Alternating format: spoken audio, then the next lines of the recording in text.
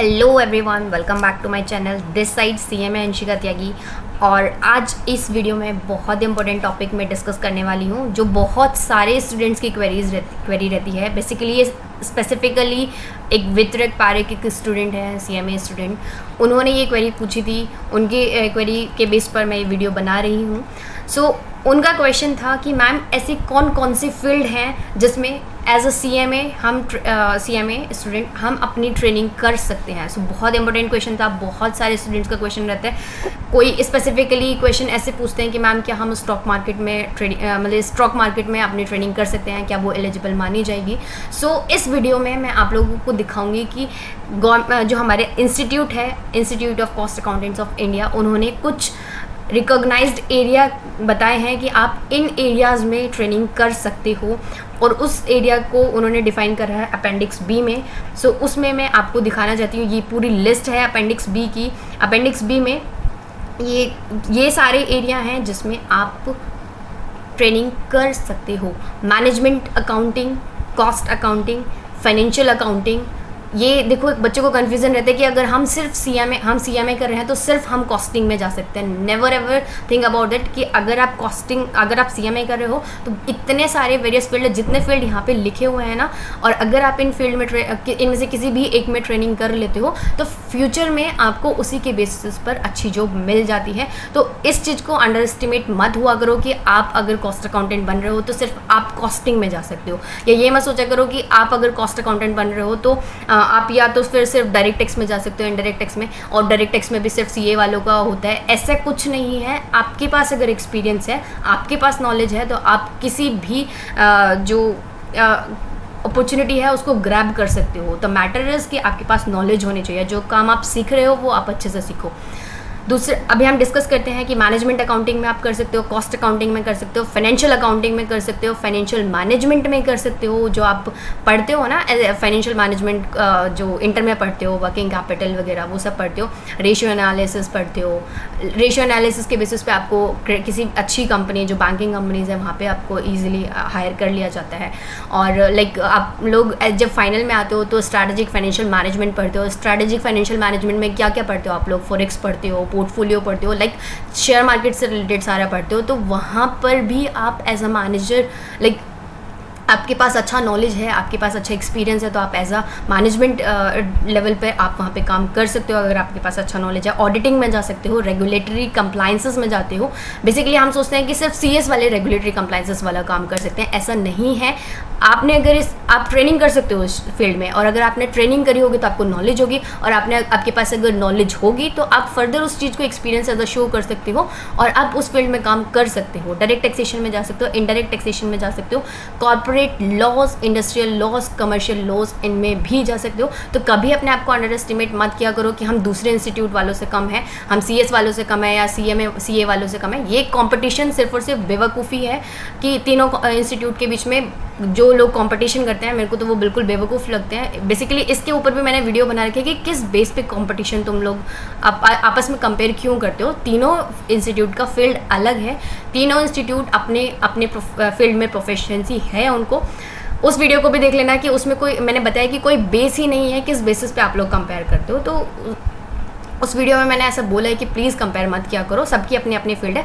आप यहाँ देख सकते हो कि हमें कितना सारा एरिया है कि हम इतने सारे एरिया में काम कर सकते हैं। और एरिया मेन, जब हम मार्केट में जाते हैं अपने आप को सेल आउट करने, बेसिकली सेल आउट मतलब हम अपने आप को रिप्रेजेंट करते हैं, जॉब के लिए हम जाते हैं, तो वहाँ पर हमारा एक्सपीरियंस और हमारी नॉलेज पूछी जाती है। ये नहीं पूछा जाता कि आप CA हो या फिर CS हो।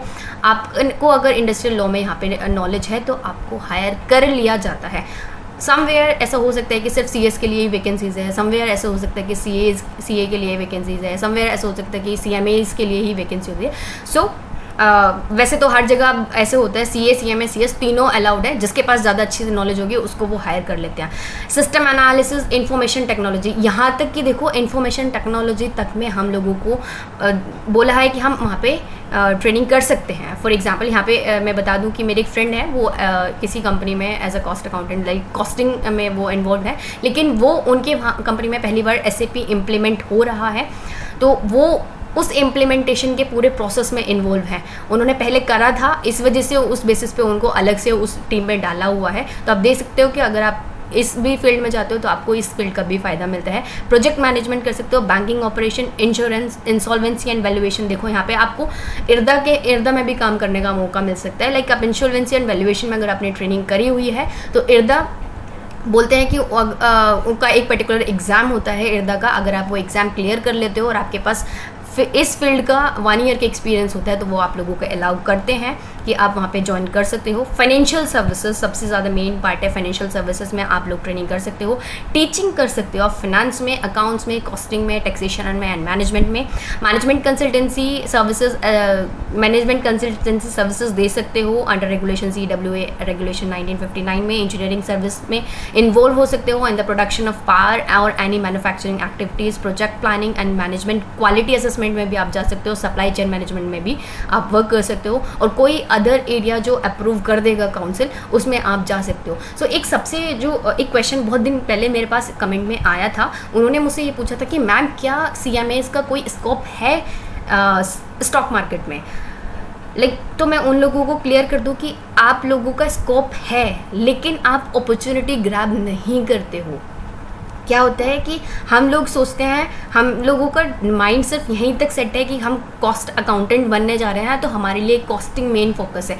ऐसा नहीं है, नहीं भी इंटरेस्ट होता है तो भी हम इंटरेस्ट बनाना चाहते हैं कॉस्टिंग में, ऐसा नहीं है। बीइंग अ कॉस्ट अकाउंटेंट आप बहुत सारी लाइंस में जा सकते हो, आप अलाउड हो, आप वहाँ पे ट्रेनिंग कर सकते हो। द मेन पर्पज़ इज़ कि आपको उस पर्टिकुलर फील्ड का, जिस पर्टिकुलर फील्ड में आप जाना चाहते हो उस पर्टिकुलर फील्ड का आपको नॉलेज होना चाहिए, उस पर्टिकुलर फील्ड का आपके पास एक्सपीरियंस होना चाहिए। अब मैं बता दूं, उनका जो क्वेश्चन था कि मैम क्या स्टॉक मार्केटिंग में हम लोग अलाउड हैं, तो देखो यहाँ पे लिखा हुआ है फाइनेंशियल सर्विसेज में हम ट्रेनिंग कर सकते हैं, और जितनी मैं बार बार बोल रही हूँ कि अगर आपने ट्रेनिंग करी है, आपके पास नॉलेज है, तो वो लोग आपको हायर करते हैं। अब मैंने फिर सर्च करा कि लिस्ट ऑफ फाइनेंशियल सर्विसेज की क्या है, फाइनेंशियल सर्विसेज में कौन कौन सी चीज़ें आती हैं। तो देखो 10 टाइप्स ऑफ फाइनेंशियल सर्विसेज यहाँ पे दिखाई गई हैं, बाकी और भी होती हैं। तो बैंकिंग में सेक्टर में आप जा सकते हो। बैंकिंग सेक्टर में तो CMAs को इजीली ले लेते हैं, एज अ क्रेडिट मैनेजर सबसे ज़्यादा हायर किया जाता है। प्रोफेशनल एडवाइजरी में जा सकते हो, वेल्थ मैनेजमेंट में, ये देखो यहाँ से स्टार्ट होता है। म्यूचुअल फंड में जा सकते हो, इंश्योरेंस में आप जा सकते हो, स्टॉक मार्केट में जा सकते हो। तो उनकी क्वेरी का आंसर इस वीडियो में है कि आप लोग बीइंग एज अ CMA आप लोग जा सकते हो। अरे यार, जब CA वाले जा सकते हैं स्टॉक मार्केट में, so why not CMAs? CMA भी उतना ही SFM पढ़ते हैं जितना SFM वो लोग पढ़ते हैं CA वाले। तो अपने आप को किसी से कम मत आंका करो, you are doing your best. So stock market में भी आप जा सकते हो, ट्रेजरी, डेब्ट इंश्योरेंस इंस्ट्रूमेंट्स में भी जा सकते हो, टैक्स में, ऑडिट कंसल्टिंग में, कैपिटल रिक्रूटमेंट रिस्ट्रक्चरिंग में, पोर्टफोलियो मैनेजमेंट में भी जा सकते हो। पोर्टफोलियो मैनेजमेंट बहुत अच्छा एरिया है। सो अगर आप चाहते हो कि आपका इंटरेस्ट SFM में है तो उसको मेंटेन करके रखो, बहुत अच्छी अपॉर्चुनिटी आपके सामने है।